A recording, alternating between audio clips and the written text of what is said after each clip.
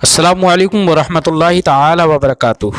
مرکز اہل سنت جامعہ رضویہ منظر اسلام کے یوٹیوب چینل ہم سبق درس نظامی میں آپ کا خیر مقدم ہے۔ جنہوں نے اب تک ہمارے چینل کو سبسکرائب نہیں کیا ہے وہ ضرور سبسکرائب کر لیں اور گھنٹی بھی دبا دیں تاکہ ہر اپلوڈ کی نوٹیفیکیشن اور اطلاع آپ تک پہنچتی رہے۔ ساتھ ہی ساتھ اپنے ساتھیوں سے بھی شیئر کریں اور بات پسند آئے تو لائک بھی کیا کریں۔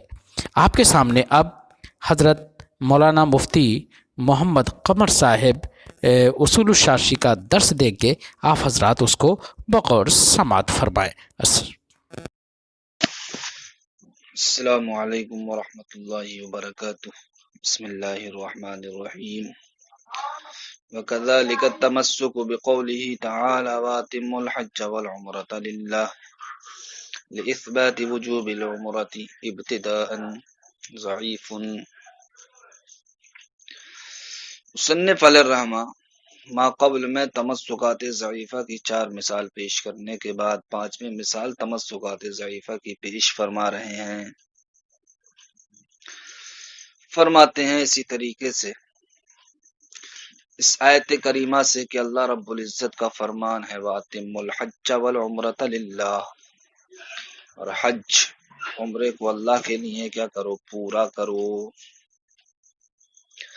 تو امام شافعی رحمۃ اللہ تعالی علیہ اس آیت کریمہ کی بنیاد پر کہتے ہیں کہ جس طریقے سے حج ابتداءً واجب و فرض ہے، حج ابتداءً واجب و فرض ہے، اسی طریقے سے عمرہ بھی ابتداءً واجب ہے، عمرہ بھی ابتداءً واجب ہے۔ کیوں؟ اس لیے کہ امام شافعی رحمۃ اللہ تعالی علیہ فرماتے ہیں کہ اللہ رب العزت نے حج اور عمرہ دونوں کا ایک ہی صیغہ یعنی اتمو کے ساتھ حکم دیا ہے، لہٰذا جب ایک ہی صیغے کے ساتھ حکم دیا ہے تو اب جو حکم حج کا ہوگا وہی حکم عمرے کا بھی ہوگا۔ تو حج کے تعلق سے معاملہ یہ ہے کہ حج ابتداءً ہی فرض و واجب ہوتا ہے، تو امام شافعی کہتے ہیں اسی طریقے سے عمرہ بھی ابتداءً فرض و واجب ہوگا۔ تو عمرہ کے ابتداءً واجب ہونے کی علت امام شافعی کے نزدیک یہ ہے کہ اللہ رب العزت نے حج اور عمرہ دونوں کا ذکر لفظ اتمو کے ذریعے فرمایا، یعنی ایک ہی صیغے کے ذریعے فرمایا۔ ایک ہی صیغے کے ذریعے فرمانے کا مطلب یہ ہے کہ جو حکم حج کا ہوگا وہی حکم عمرے کا ہوگا، یہ امام شافعی رحمۃ اللہ تعالی علیہ فرماتے ہیں۔ تو چونکہ حج کا حکم کیا ہے کہ وہ ابتداءً فرض و واجب ہوتا ہے، اس لیے امام شافعی کہتے ہیں کہ عمرہ بھی ابتداءً فرض و واجب ہوگا۔ لیکن ہم کہتے ہیں اس آیت کریمہ سے اس بات پر استدلال کرنا کہ عمرہ بھی ابتداءً فرض و واجب ہوتا ہے، عمرہ بھی ابتداءً واجب ہے، یہ استدلال کیا ضعیف ہے۔ کیوں ضعیف ہے؟ اس لیے ضعیف ہے کہ آیت کریمہ یہ اتمام کو چاہتی ہے، تمامیت کو چاہتی ہے، تمامیت کے وجوب کو چاہتی ہے۔ تمامیت کا وجوب اس وقت ہوگا جب کہ ہم شروع کریں اس عمل کو، یعنی حج کو شروع کریں تو حج کو پورا کرو، تو اس اتمام کے وجوب کو آیت کریمہ چاہ رہی ہے۔ اسی طریقے سے اگر ہم نے عمرے کو شروع کر دیا تو اب عمرے کے پورا ہونے کو آیت کریمہ چاہ رہی ہے۔ اس نے ایک اتمو کا مطلب ہے کہ تم پورا کرو کس کو، حج کو، کب؟ جب کہ تم نے حج کو شروع کر دیا۔ اسی طریقے سے عمرے کو بھی پورا کرو، کب؟ جب کہ عمرے کو تم نے کیا کر دیا، شروع کر دیا۔ تو اس آیت کریمہ کا مطلب و مقصد ہے شروع کرنے کے بعد اس فعل کی تمامیت کو چاہنا۔ تو یہ آیت کریمہ اتمام کے وجوب کو چاہتی ہے، کائے کے بعد؟ اس فعل کو شروع کرنے کے بعد۔ تو امام اعظم فرماتے ہیں اس میں ہمارا کوئی اختلاف نہیں ہے کہ ہاں یہ آیت کریمہ اس فعل کو شروع کرنے کے بعد اتمام کے وجوب کو چاہتی ہے۔ کیوں اختلاف نہیں ہے؟ اس لیے نہیں ہے کہ ہمارے نزدیک بھی معاملہ یہی ہے کہ نفل، اگر انسان نفل عبادت کو شروع کرے تو شروع کرنے کی وجہ سے اب نفل عبادت وہ نفل نہیں رہتی ہے، بلکہ وہ اس کے ذمے میں اس کی ادائیگی واجب ہو جاتی ہے۔ اسی طریقے سے عمرے کا معاملہ ہے کہ عمرہ شروع کرنے کے بعد اب اس کا اتمام یعنی کہ اس کا پورا کرنا کیا واجب ہے، اس بارے میں کوئی اختلاف نہیں ہے۔ اختلاف تو اس بارے میں ہے کہ عمرہ کرنا بھی حج کی طرح ابتداءً واجب ہے کیا؟ تو امام شافعی کے نزدیک چونکہ عمرہ کرنا یہ بھی حج کی طرح ابتداءً واجب ہے، لیکن امام اعظم رحمۃ اللہ تعالی علیہ کے نزدیک عمرہ کرنا ابتداءً حج کی طرح واجب نہیں ہے، بلکہ عمرہ اگر شروع کر دیا تو شروع کرنے کی وجہ سے اب اس کو پورا کرنا کیا ہے، یہ واجب ہے۔ لہذا امام شافعی کا اس آیت کریمہ سے اس بات پر استدلال کرنا کہ جس طریقے سے حج ابتداءً فرض و واجب ہے، اسی طریقے سے عمرہ بھی ابتداءً فرض و واجب ہے، یہ کیا ضعیف ہے۔ کیوں ضعیف ہے؟ اس لیے ضعیف ہے آیت کریمہ اس تعلق سے بالکل خاموش ہے کہ حج کی طرح عمرہ بھی ابتداءً کیا واجب ہو، کیونکہ آیت کریمہ صرف اور صرف تمامیت کے وجوب کو چاہتی ہے کہ اگر عمرے کو ہم شروع کر دیں تو شروع کرنے کی وجہ سے اب اس کو پورا کرنا کیا واجب ہے۔ اس میں ہمارا اور امام اعظم کا کوئی اختلاف نہیں ہے، لیکن اختلاف تو ابتداءً واجب ہونے کے سلسلے میں ہے۔ امام شافعی کہتے ہیں کہ عمرہ بھی ابتداءً واجب و فرض ہے، واجب ہے، جس طریقے سے حج ابتداءً فرض و واجب ہوتا، ہم کہتے ہیں معاملہ ایسا نہیں ہے۔ وَكَذَلِكَ التَّمَسُّكُ بِقَوْلِهِ تَعَالَى، اسی طریقے سے اللہ رب العزت کے فرمان وَأَتِمُّوا الْحَجَّ وَالْعُمْرَةَ لِلَّهِ سے لِإِثْبَاتِ وُجُوبِ الْعُمْرَةِ ابتداءً عمرے کے واجب ہونے کو ثابت کرنے کے لیے استدلال کرنا ضعیف، کیا ہے یہ ضعیف ہے۔ کیوں ضعیف ہے؟ اس لیے ضعیف ہے لأن النص کہ آیت کریمہ یقتضی چاہتی ہے وجوب الاتمام، تمامیت کے وجوب کو چاہتی ہے کہ حج و عمرہ کیا کریں، آپ پورا کریں۔ یہ پورا کرنا کب ہوگا؟ وذالک انما یکون بعد الشروع، یہ تمام ہمیں حق کو حاصل ہوگا شروع کرنے کے بعد۔ ولا خلاف فی، اس میں کوئی اختلاف نہیں ہے ہمارے اور امام شافعی کے نزدیک۔ ہم بھی یہ کہتے ہیں کہ عمرے کو شروع کرنے کے بعد اس کو پورا کرنا کیا واجب ہے، کیونکہ جس طریقے سے نفل کو شروع کرنے کے بعد اب اس کا پورا کرنا واجب ہوتا ہے، اسی طریقے سے عمرے کو شروع کرنے کے بعد اس کا پورا کرنا واجب ہے۔ وَإِنَّمَا الْخِلَافُ، اختلاف تو فی وجوبیہ ابتداءً اس بارے میں ہے کہ آیا حج کی طرح عمرہ بھی ابتداءً واجب ہے؟ تو امام شافعی کہتے ہیں ہاں حج کی طرح عمرہ بھی ابتداءً واجب ہے، ہم کہتے ہیں حج کی طرح عمرہ ابتداءً واجب نہیں ہے، اس تعلق سے آیت کریمہ خاموش ہے۔ لہذا اب آپ کا عمرے کے ابتداءً واجب ہونے پر آیت کریمہ سے استدلال کرنا یہ ضعیف ہے۔ وَكَذَلِكَ التَّمَسُّكُ بِقَوْلِهِ علیہ السلام، اسی طریقے سے نبی کریم صلی اللہ علیہ وسلم کے اس فرمان سے استدلال کرنا، کس فرمان سے لا تبیعوا الدرہم بالدرہمین ولا الصاع بالصاعین، کہ ایک درہم کو 2 درہم کے بدلے ایک صاع کو 2 صاع کے بدلے مت بیچو۔ کس بات پر استدلال کرنا؟ اس بات پر استدلال کرنا کہ بے فاسد یہ ملکیت کا فائدہ نہیں دیتی ہے، یہ استدلال کرنا ضعیف ہے۔ مسئلہ یہ ہے کہ امام شافعی رحمۃ اللہ تعالی علیہ کے نزدیک بے فاسد یہ مفید ملک نہیں ہے، بے فاسد مفید ملک نہیں ہے۔ وہ استدلال کرتے ہیں نبی کریم صلی اللہ تعالی علیہ وسلم کے ذکر کردہ فرمان سے کہ لا تبیعوا الدرہم بالدرہمین ولا الصاع بالصاعین، کہ ایک درہم کو 2 درہم کے بدلے ایک صاع کو 2 صاع کے بدلے مت بیچو۔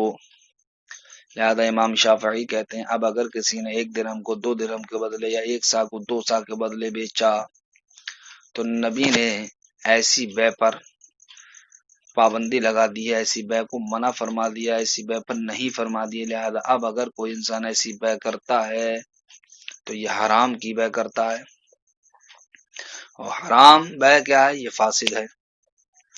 لہذا امام شافعی کہتے ہیں کہ اگر کسی انسان نے ایک درہم کو 2 درہم کے بدلے بیچا تو یہ کیا ہوئی؟ یہ بے فاسد ہوئی، اور بے فاسد امام شافعی کے نزدیک مفید ملک نہیں ہوتی ہے، بے فاسد مفید ملک نہیں ہوتی ہے۔ اس لیے امام شافعی رحمۃ اللہ تعالی علیہ اس حدیث پاک سے اس بات پر استدلال کرتے ہیں کہ بے فاسد مفید ملک نہیں ہے۔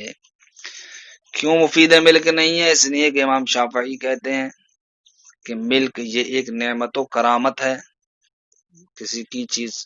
کسی کی ملکیت میں کسی چیز کا آنا تو یہ ملکیت ایک نعمت اور کرامت ہے، اور بے فاسد یہ کیا ہے؟ حرام ہے، تو حرمت کرامت کا سبب نہیں بن سکتی۔ اس لیے امام شافعی کہتے ہیں کہ بے فاسد مفید ملک نہیں ہوگی، بے فاسد مفید ملک نہیں ہوگی۔ لیکن ہم کہتے ہیں امام شافعی رحمۃ اللہ تعالی علیہ کا اس حدیث پاک سے اس بات پر استدلال کرنا کہ بے فاسد مفید ملک نہیں ہے، یہ استدلال کرنا ضعیف ہے۔ کیوں ضعیف ہے؟ اس لیے ضعیف ہے کہ حدیث پاک بے فاسد کی حرمت کا تو تقاضا کرتی ہے، بے فاسد کی حرمت کا تقاضا کرتی ہے، اس تعلق سے کوئی اختلاف نہیں ہے۔ ہاں ہم بھی مانتے ہیں کہ بے فاسد حرام ہے، امام شافعی کے نزدیک بھی بے فاسد کیا حرام ہے، تو اس تعلق سے نہ ہمارے درمیان نہ امام شافعی کے درمیان کوئی اختلاف ہے۔ ہم بھی مانتے ہیں کہ بے فاسد کیا ہے؟ حرام ہے۔ اختلاف تو اس بارے میں ہے کہ بے فاسد ملکیت کا فائدہ دیتی ہے یا ملکیت کا فائدہ نہیں دیتی ہے۔ اس تعلق سے حدیث کریمہ کیا ہے؟ حدیث پاک خاموش ہے۔ جب خاموش ہے تو پھر اس کے مفید ملک نہ ہونے پر امام شافعی کا استدلال کرنا کہ جس تعلق سے حدیث پاک کیا ہے؟ خاموش ہے، یہ استدلال کرنا ضعیف ہوگا۔ اس لیے ہم کہتے ہیں کہ حدیث پاک سے امام شافعی کا استدلال کرنا کہ بے فاسد مفید ملک نہیں ہے، یہ استدلال ضعیف ہے، کیونکہ حدیث پاک اس بات سے بالکل خاموش ہے کہ بے فاسد مفید ملک ہے یا مفید ملک نہیں ہے۔ جب خاموش ہے تو پھر اب اس حدیث پاک سے بے فاسد کا مفید ملک نہ ہونے پر استدلال کرنا ضعیف کہلائے گا۔ فرماتے ہیں اسی طریقے سے نبی کریم صلی اللہ علیہ وسلم کے فرمان لا تبیعوا الدرہم بالدرہمین ولا الصاع بالصاعین لاثبات ان البیع الفاسد، اس بات کو ثابت کرنے کے لیے کہ بے فاسد لا یفید الملک، ملکیت کا فائدہ نہیں دیتی ہے، ضعیف، تو یہ استدلال کرنا حدیث پاک سے ضعیف ہے۔ کیوں؟ لأن النص، اس لیے کہ حدیث پاک یقتضی تحریم البیع الفاسد، یہ بیع الفاسدی بے فاسد کی حرمت کا تو تقاضا کرتی ہے، ولا خلاف فی، اس میں کسی کا کوئی اختلاف نہیں ہے۔ وانما الخلاف فی ثبوت الملک وعدمہ جزئی، اختلاف تو بے فاسد کا مفید ملک یا مفید ملک نہ ہونے میں ہے۔ اس تعلق سے حدیث پاک خاموش ہے، جب خاموش ہے تو پھر بے فاسد کا مفید ملک نہ ہونے پر استدلال کرنا یہ ضعیف کہلائے گا۔ ساتویں مثال مصنف علیہ الرحمہ تمسکات ضعیفہ کی پیش کر رہے ہیں۔ فرماتے ہیں اسی طریقے سے نبی کریم صلی اللہ تعالی علیہ وسلم کا فرمان الا لا تصوموا فی هذه الایام فانها ایام اکل وشرب وبعال۔ امام شافعی رحمۃ اللہ تعالی علیہ فرماتے ہیں کہ قربانی کا دن ہو یا عید الفطر کا ہو یا ایام تشریق ہو، یعنی کہ 11، 12، 13، ان 5 دنوں میں نظر کا روزہ رکھنا یہ صحیح نہیں ہے۔ کیوں صحیح نہیں ہے؟ تو امام شافعی رحمۃ اللہ تعالی علیہ استدلال کرتے ہیں اس حدیث پاک سے الا لا تصوموا فی هذه الايام، خبردار تم ان دنوں میں، یعنی کہ عید الفطر، عید اضحیٰ اور ایام تشریق، ان دنوں میں روزہ مت رکھو، اس لیے کہ یہ دن کون سے دن ہیں؟ کھانے پینے جمع کے دن ہیں، کھانے پینے اور جمع کے دن ہیں۔ اس حدیث پاک سے امام شافعی رحمۃ اللہ تعالی علیہ اس بات پر استدلال کرتے ہیں کہ جس طریقے سے عام روزہ رکھنا عید، بقرعید اور ایام تشریق میں جائز نہیں ہے اس حدیث پاک کی بنیاد پر، اسی طریقے سے نظر کا روزہ رکھنا بھی قربانی کے دن، عید الفطر کے دن یا ایام تشریق میں یہ بھی نظر کا روزہ رکھنا یہ بھی جائز نہیں ہوگا، صحیح نہیں ہوگا۔ تو امام شافعی رحمۃ اللہ تعالی علیہ کا قربانی کے دن، ایام تشریق میں اور عید الفطر میں یہ قول کرنا کہ نظر کا روزہ صحیح نہیں ہے، الا لا تصوموا فی هذه الايام فانها ایام اکل وشرب وبعال، اس حدیث پاک کی بنیاد پر مصنف علیہ الرحمہ فرماتے ہیں یہ استدلال کرنا ضعیف ہے۔ کیوں ضعیف ہے؟ اس لیے ضعیف ہے کہ حدیث پاک صرف فعل کی حرمت کا تقاضا کرتی ہے، فعل کی حرمت کا تقاضا کرتی ہے۔ یعنی حدیث پاک کی بنیاد پر ہم کو یہ پتہ چلتا ہے کہ عیدین میں اور ایام تشریق میں روزہ رکھنا یہ کیا ہے؟ یہ حرام ہے، اس میں ہمارا کوئی اختلاف نہیں ہے۔ ہم بھی کہتے ہیں کہ ان دنوں میں روزہ رکھنا کیا یہ حرام ہے۔ اختلاف تو اس بارے میں ہے کہ اس دن روزہ رکھنے کے حرام ہونے کے ساتھ احکام شرع کا ترتب ہوگا یا نہیں، وہ احکام شرع کا فائدہ دے گا یا نہیں۔ تو اس تعلق سے حدیث پاک کیا خاموش ہے؟ جب خاموش ہے تو امام شافعی رحمۃ اللہ تعالی علیہ کا اس بات پر مذکور حدیث پاک سے استدلال کرنا کہ عیدین میں اور ایام تشریق میں نظر کا روزہ رکھنا یہ صحیح نہیں ہے، یہ استدلال کرنا کہ کہلائے گا ضعیف کہلائے گا۔ کیوں؟ اس لیے کہ اس بات پر کہ ایام تشریق اور عیدین میں روزہ رکھنا صحیح نہ ہو، اس تعلق سے یہ حدیث پاک کیا خاموش ہے۔ جب خاموش ہے تو اب اس بات پر استدلال کرنا کہ ایام تشریق اور عیدین میں اس حدیث پاک کی وجہ سے روزہ رکھنا یہ صحیح نہیں ہوگا، یہ استدلال کرنا امام شافعی کا ضعیف کہلائے گا۔ یعنی کہ حاصل کلام یہ ہے کہ امام شافعی مذکورہ حدیث پاک کی بنیاد پر عیدین اور ایام تشریق میں نظر کے روزے کو درست قرار نہیں دیتے ہیں، اور ہم نظر کے روزے کو رکھنا درست قرار دیتے ہیں۔ کیوں درست قرار دیتے ہیں؟ اس لیے درست قرار دیتے ہیں کہ ہاں یہ ہم بھی مانتے ہیں کہ ایام تشریق اور عیدین میں نظر کا روزہ رکھنا یہ کیا حرام ہے، لیکن اگر کسی انسان نے رکھ لیا تو اب احکام شرعیہ کا یہ روزہ رکھنا فائدہ دے گا۔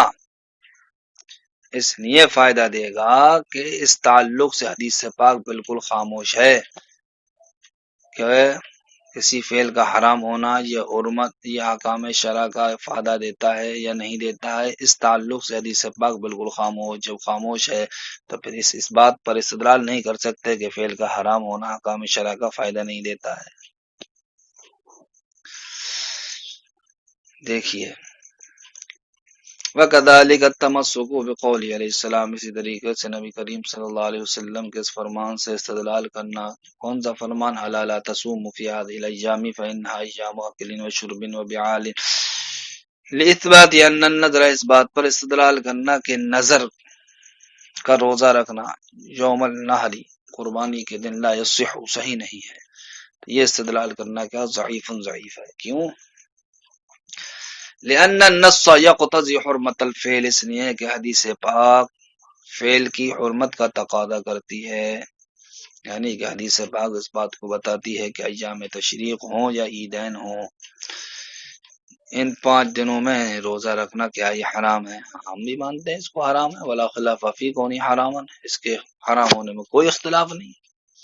وَإِنَّمَا الْاخْتِلَافُ، جزئی نیز اختلاف تو اس بارے میں ہے فی افادۃ الاحکام ما کون حراما، کہ کسی فعل کا حرام ہونے کے ساتھ ساتھ وہ احکام شرع کا فائدہ دے گا یا نہیں۔ تو ہمارے نزدیک دے گا، امام شافعی کے نزدیک نہیں دے گا، کیونکہ امام شافعی کہتے ہیں کسی فعل کا حرام ہونا یہ معصیت کے قبیل سے ہے، احکام شرع کا حاصل ہونا یہ نعمت و کرامت کے قبیل سے ہے۔ تو جو چیز معصیت ہو وہ نعمت و کرامت کا ذریعہ و سبب نہیں بن سکتی، اس لیے امام شافعی کے نزدیک کسی فعل کا حرام ہونا یا احکام شرعیہ کا فائدہ نہیں دے گا، برخلاف امام اعظم رحمۃ اللہ تعالی علیہ کے۔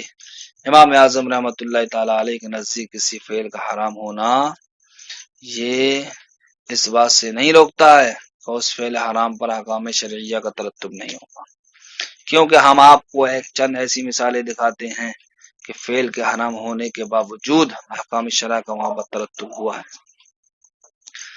جیسے کہ اگر کسی باپ نے اپنے بیٹی کی باندی سے وتی کر لی، جس کی وجہ سے بیٹی کی باندھی ام ولد ہو گئی، یعنی کہ حاملہ ہو گئی، تو ایسی صورت میں دیکھیے باپ کے لیے اپنے بیٹی کی باندھی سے وتی کرنا یہ حرام تھا، لیکن حرام ہونے کے باوجود اس وتی کی وجہ سے باپ کے لیے اس باندھی میں ملکیت ثابت ہو جائے گی۔ تو دیکھیے فعل اگرچہ حرام ہے لیکن حرام ہونے کے باوجود حکم شرع کا ترتب ہو رہا، وہ حکم شرع کیا ہے؟ وتی کی وجہ سے باپ کی ملکیت کا ثابت ہو جانا بیٹے کی باندھی میں۔ اسی طریقے سے اگر کسی انسان نے غصب کی ہوئی چھری سے بکری کو ذبح کر دیا تو غصب کی ہوئی چھری سے بکری کو ذبح کرنا یہ کیا؟ یہ حرام ہے، لیکن حرام ہونے کے باوجود مذبوح کیا ہوگا؟ حلال ہوگا۔ اس سے ہم کو پتہ چلا کہ فعل کے حرام ہونے کے باوجود احکام شرع کا ترتب ہوتا ہے، تبھی تو ایسی چھری سے ذبح کرنے کے بعد بھی اس کا گوشت کھانا حلال ہے۔ اسی طریقے سے اگر کسی انسان نے ناپاک کپڑوں کو مائع مغصوب سے دھویا تو مائع مغصوب سے دھونا یہ کیا کہلاتا ہے؟ یہ حرام کہلاتا ہے، لیکن حرام ہونے کے باوجود اس پر احکام مرتب ہوں گے، یعنی کہ ان کپڑوں کے ساتھ نماز پڑھنا جائز ہوگا اور وہ کپڑے کیا ہو جائیں گے؟ پاک ہو جائیں گے۔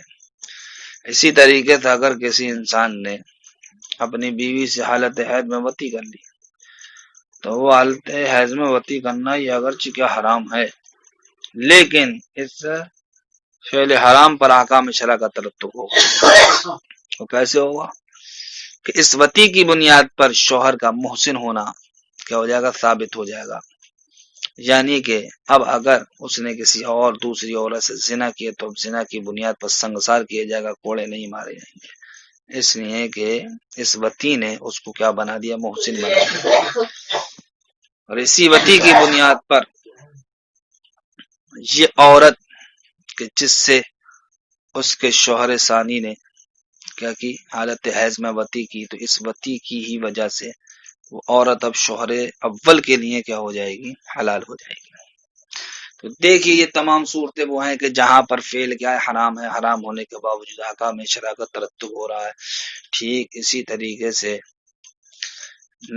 قربانی کے دن اور ایام تشریق میں اور عید الفطر کے دن اگرچہ روزہ رکھنا کیا ہے؟ حرام ہے، لیکن اگر کسی انسان نے نذر کا روزہ رکھ لیا تو نذر کا روزہ کیا ہو جائے گا؟ پورا ہو جائے گا۔ کیوں؟ اس لیے کہ ہم نے کہا تھا کہ قربانی کے دن یا ایام تشریق میں عید الفطر میں روزہ رکھنا یہ نہیں، یعنی تصرفات شرعیہ قبیل سے نہیں، یعنی تصرفات شرعیہ کا حکم یہ ہے کہ وہ اپنی اصل اور ذات کے اعتبار سے مشروع ہوتی ہے، وصف کے اعتبار سے غیر مشروع۔ تو ذات کے اعتبار سے مشروع ہونے کا تقاضا یہ ہوا کہ قربانی ہو چاہے ایام تشریق ہو، ان دن روزہ رکھنا کیا ہوگا؟ جائز ہوگا۔ جب روزہ رکھنا جائز ہے، اب اگر کسی انسان نے روزہ رکھ لیا تو اب اس کی نظر کیا ہو گئی؟ پوری ہو گئی۔ یہ الگ بات ہے کہ اعراض عن ضیافت اللہ کی بنیاد پر روزہ رکھنے میں عقوبہ آ گیا تو اب وہ کیا ہوگا؟ گناہگار ہوگا۔ لیکن کسی انسان نے اگر روزہ رکھ لیا تو روزہ رکھنے کی وجہ سے اس کی نظر پوری ہو جائے گی۔ لیکن بہتر یہ ہے کہ وہ اس دن روزہ کیا کر دے؟ توڑ دے اور کسی اور دن اس روزے کی ادائیگی کر دے۔ السلام علیکم ورحمۃ اللہ وبرکاتہ۔